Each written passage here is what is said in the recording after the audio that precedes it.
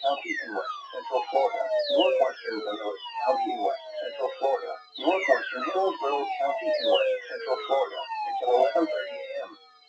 At 10:40 a.m., severe thunderstorms were located along a line extending from Hernando County Airport to near Beacon Square to 10 miles west of Palm Harbor, moving northeast at 60 miles an hour.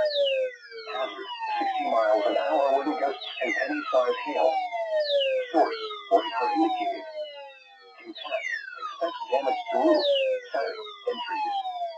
Locations impacted include Tampa, Spring Hill, Clearwater, Safety Harbor, Newport Richey, Oldsmar, Brooksville, Bay City, Bellier, and Ridge Manor. A tornado watch remains in effect until 4 p.m. for Central and West Central Florida. For your protection, move to an interior room on the lowest floor of a building. A tornado watch remains in effect until 4 p.m. for Central and West Central Florida.